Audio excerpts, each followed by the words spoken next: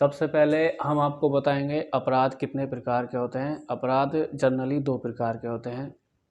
Number एक अपराध होता है संज्ञेय अपराध। ऐसे अपराध जिनकी सज़ा 3 साल से अधिक की होती है वह सभी संज्ञेय अपराध कहलाते हैं।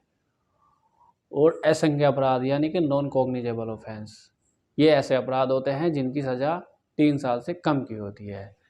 ऐसे अपराध जो संज्ञेय अपराध होते हैं उनमें एफआईआर होती है, और ऐसे अपराध जिनमें सज़ा 3 साल से कम की होती है वो नॉन कॉग्निजेबल ऑफेंस होते हैं, उसमें एनसीआर होती है, उनमें एफआईआर नहीं होती। तो हमारा टॉपिक है एफआईआर। एफआईआर का वर्णन सीआरपीसी की धारा 154 में किया गया है। एफआईआर 3 प्रकार से की जा सकती है।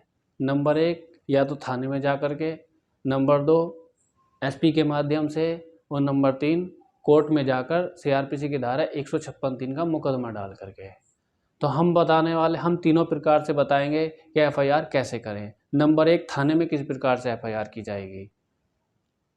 सबसे पहले कोई भी व्यक्ति एफआईआर लिखा सकता है। ऐसा व्यक्ति जिसके साथ कोई घटना घटित हुई हो, या ऐसा कोई व्यक्ति जिसने घटना को घटते हुए देखा हो, या ऐसा कोई व्यक्ति जिसके साथ घटना घटी हो, उससे संबंधित कोई भी व्यक्ति एफआईआर थाने में जाकर के करा सकता है।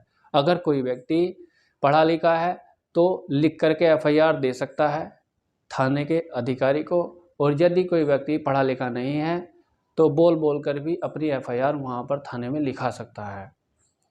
और जो अनपढ़ व्यक्ति होता है, जो पढ़ना लिखना नहीं जानता, जो बोल बोल कर अपनी एफआईआर थाने में लिखा रहा है, उसको थाने का जो अधिकारी होगा वह एफआईआर को पढ़कर सुनाएगा और उसके सिग्नेचर करा लिए जाएंगे, और एफआईआर की एक कॉपी निःशुल्क सूचनाकर्ता को दी जाएगी। और फिर हमारा ये क्वेश्चन आता है कि यदि थानेदार एफआईआर हमारी नहीं लिखता है तो फिर दूसरे नंबर से एफआईआर कैसे की जा सकती है। दूसरा नंबर है एफआईआर एसपी के माध्यम से भी एफआईआर की जा सकती है। एसपी साहब को एक पत्र के माध्यम से अपनी सूचना, उस अपराध की सूचना हम दे सकते हैं। एसपी साहब को यदि ऐसा लगता है कि संज्ञेय अपराध प्रकट हो रहा है, यह समाधान एसपी साहब को हो जाता है, तो एसपी साहब या तो स्वयं उस अपराध पर इन्वेस्टिगेशन करेंगे, और यदि स्वयं नहीं करते तो जिस थाने के क्षेत्र में वह अपराध घटित हुआ है उस थाने के थानेदार को आदेशित किया जाएगा कि वह उसमें इन्वेस्टिगेशन करे।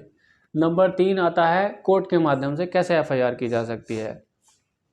यदि थाने में भी एफआईआर नहीं हुई हो और एसपी साहब के यहाँ भी एफआईआर नहीं हुई हो, एसपी साहब के यहाँ भी गए हों तब भी वहाँ पे कोई रेस्पॉन्स नहीं आया है, तो हम कोर्ट के माध्यम से भी एफआईआर करा सकते हैं।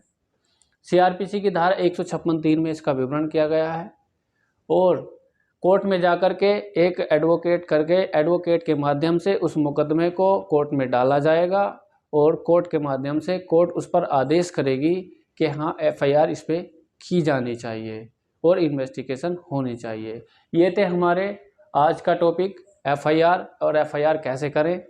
और हमारी वीडियो अच्छी लगी हो तो लाइक करें और हमारे चैनल को सब्सक्राइब करें। नमस्कार।